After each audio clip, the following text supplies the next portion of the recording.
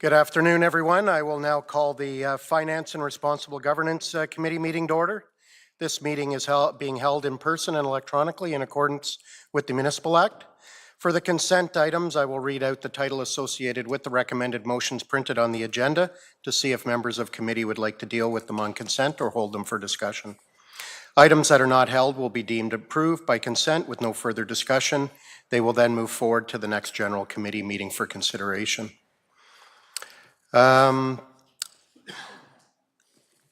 For committee recommendations for this meeting will also be considered at general committee meetings scheduled to be held on January the 8th, 2024.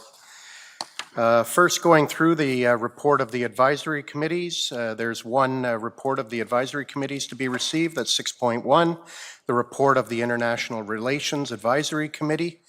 And there are 3 recommendations from the International Relations Committee dated December 3rd, 2024. And they're all going to be individually if anyone decides to hold them. So the first one is in regards to the International Relations Committee Reserve Fund. And that's approved on consent. The second one is Youth Ambassador Global Perspectives Program. And that's approved on consent. And the third one is the Youth Ambassador Program, and that's approved on consent. Now we move on to Section 7, which is reports to committee. The first one is 7.1, the Q3 to Q4 Internal Audit Status Update. Hold, please. And that's held by Deputy Mayor Thompson. And since that was the only one held, Deputy Mayor Thompson, I'll ask you to put it on the floor as printed. Thank you, Chair Harvey. I'll put the motion on the floor as printed.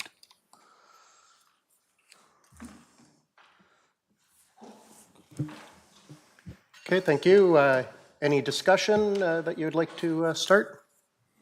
So it's actually a really good report and stuff with the in the KPIs and stuff with the library and the work that's done, and there's some recommendations that we can consider later. I actually just, I wanted to add a motion if, Ms. Cook, would it be on the audit side of it, or would it be better after the presentation at General Committee? Okay. Yeah, okay, perfect. So I'd like to add a second paragraph to. Okay, go ahead with your amendment. To be added to following as paragraph 2, that the Barrie Public Library be requested to prepare a business case concerning an additional boutique library space similar to that of the Hawley location in northwest section of the city, and provide the results back prior to budget or to the next Finance and Responsible Governance Committee meeting. Okay, thank you for that. The amendment's on the floor. Did you want to speak further to it first, Deputy Mayor? Yeah, thank you. So I look at the success of the Hawley branch, and you know, we have talked about it a few times, and just looking at the proximity of where the libraries are situated right now, in the northwest section of Barrie is a little underserved in some of these services. And I really believe that it would be utilized, and I think it would be a success somewhere in that quadrant of our city, just with the residential there and not too many city services. Great, thank you. And I did see Councillor Kungle. Go ahead. Thank you, Chair Harvey. I'm in full support of that addition. I was actually hoping we might hear something, because I think in other passing conversations through other presentations, the Northwest was maybe referenced around the needs and opportunities. So I'm not sure if the library already has that in their capital. I think we also had conversations about knowing there was maybe a capital reserve or future planning. So happy to see if that conversation can come back. And I guess we'll look to the library. I know we've got members of the board here, but if they're able to bring it back in the timelines or with the budget presentations.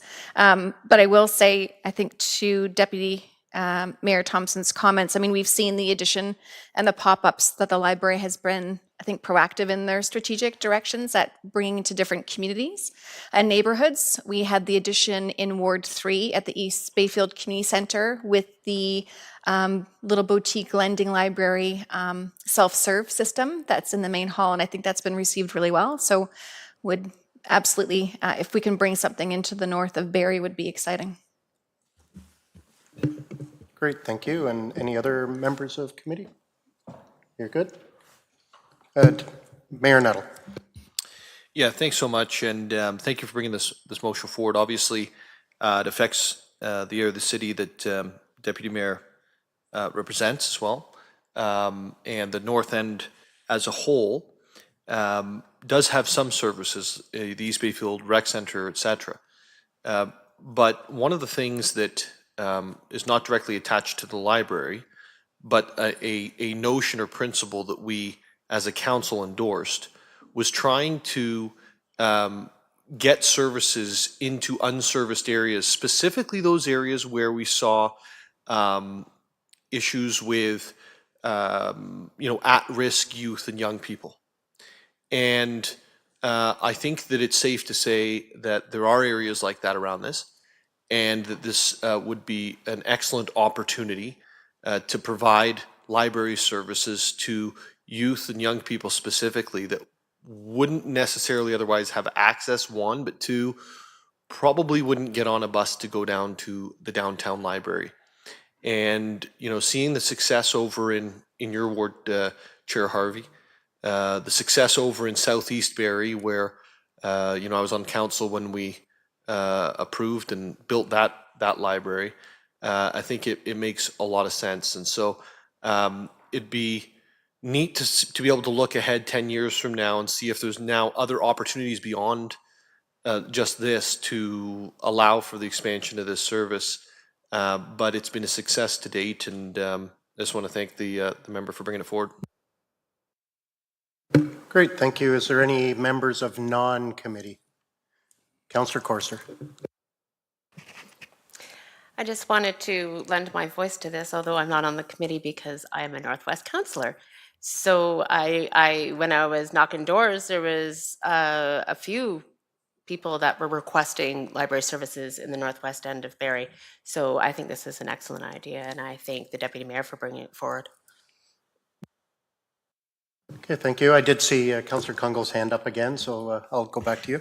Thank you. Sorry, no, just another kind of comment, because I know we can have open dialogue, but Mayor Nuttall was speaking about it, I think to the point around community well-being, and on the topic of libraries. If you haven't read the book Palaces of the People, we talk, it explains why libraries are really important aspects of social infrastructure.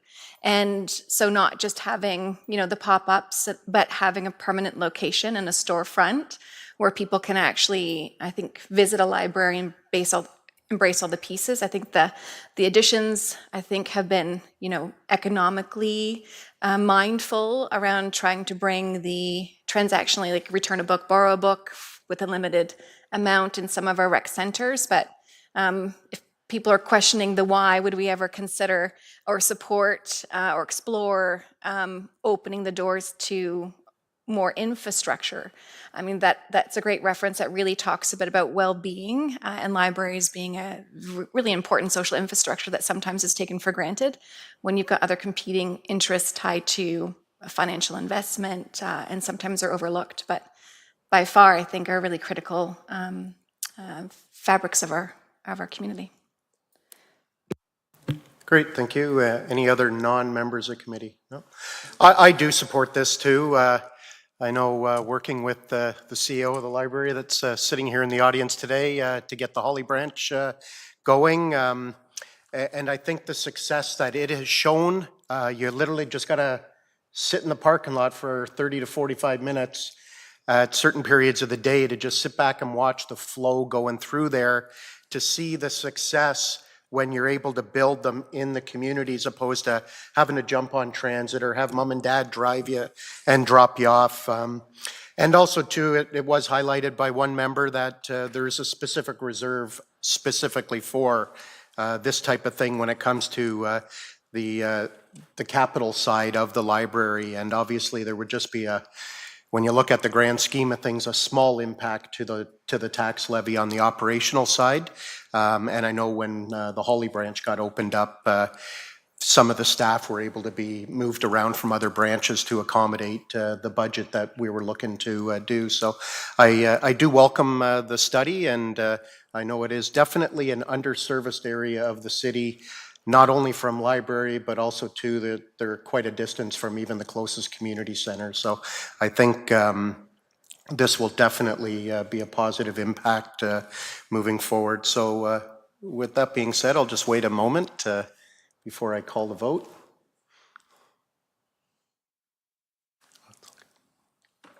And I'll call the vote. All those in favor? And that passes unanimously. So that's all of our items on the agenda for today. So I will now adjourn the meeting, and this concludes. Oh, go ahead, Councillor Kunkel. Sorry, I did have another item to discuss about the audit, if we're still on that, although I know we Actually, addressed yes, one that's right too, aspect. because it was just an amendment to the audit. My bad. Go ahead.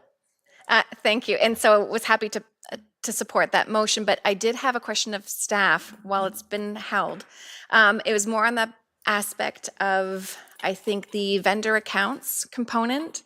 And I'm not sure through you, Chair Harvey, to CEO Prowse, unless I missed it. I mean, there are pieces in there I'm quite keen to hear back on what reviews are happening around some of the aspects tied to billing. And would that be something that would come back within the 2025 calendar year around change improvements, or when we see the internal audit reports with the recommendations, particularly where we see areas of improvement or investigation, do we call for another audit review, or is it more of a staff report back?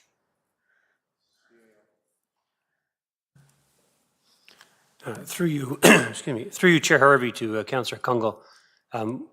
Councillor Kungle, I think what you're asking is what we do with that information. So Ms. McGregor's team did some excellent work, I thought, as a first time, and in fact came up with a creative way of funding it through a summer student to identify and review our vendors and what they're charging us versus the contracts. It's our intention and our hope that that now becomes an annual exercise. That information not just goes back to procurement, but it goes back to the home departments so they understand what they're being specifically billed versus what they contracted. Part of that process will be where the contracts allow, we will be approaching the vendors for repayment. So I would expect an ongoing report back on that, because I expect that to be an annual exercise. Thank you. And follow up for those that where we are successful with repayment, would that come through a different staff report back, or is that just sit within operations? Through you, Chair Harvey, to Councillor Kungle, I would expect probably Ms. McGregor may want to bring that back through her typical annual review. If not, we will find another mechanism to highlight it for council, but it will be an ongoing piece. Okay, thank you, appreciated. Great, thank you. Any other members of committee in relation to the report? Oh. Any non-members of committee? Oh, Councillor Corser.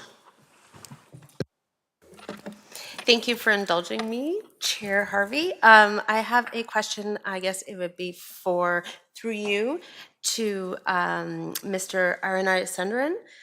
For the changes for the chief, it might not be, actually. It might be from Michelle Banfield. I'm not sure. I'll go through CAO. He might be able to sort this out. Regarding the changes in the building inspections, how there was section 4, page 4, section 26, the 2024 Ontario Supreme Court decision puts the onus on the municipalities to continuously monitor open building permit files and follow up with permit holders regarding the state of construction. And this is something new when I believe that it was passive previous.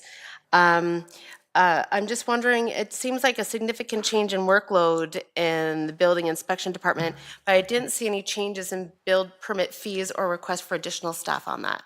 And I was wondering how is building services accommodating these changes? Councillor Corser, Paul Evans, our chief building official, is here. I'm sure he can answer that question for you. Mr. Evans? So through Chair Harvey to Councillor Corser, that is a very good question. That case is still ongoing. So many municipalities are awaiting the outcome of that to see what direction we should be going. We'll be consulting with legal about that as well. But in the meantime, the City of Barrie is doing quite well with stale permits, and we do have a process in place where we do contact permit holders and applicants to see how they're doing with their permits. And our computer system actually does this automatically for newer permits. So the City of Barrie is doing quite well so far. Thank you very much. That's all. And Councillor Rietma. Just following up on that question, thank you, Chair Harvey, to Mr. Evans. Is there a way to get people to finish their construction? We had a situation in Ward 1 where this house was under construction. It was a total mess for years and years and years. And I was just wondering, is there a way that we can sort of get people to finish their projects? Through Chair Harvey, unfortunately, no, the Building Code Act does not provide that power to us. I would like to see that as well. All we can do is keep bugging them to keep going on it. But other than that, the Building Code Act does state that if construction has ceased for more than 1 year, then we can revoke a permit, but that's a very difficult process to go through. So we just try and keep communicating with the applicants to keep them going on it. But unfortunately, no, we don't have a process. Great, thank you. Any other members? Before I call the final vote, I would like to thank Ms. McGregor and Ms. Lum for all their time that they spent not only on the 2 audits, but also in having a meeting ahead of this with myself, and I know they've done the same with the library too.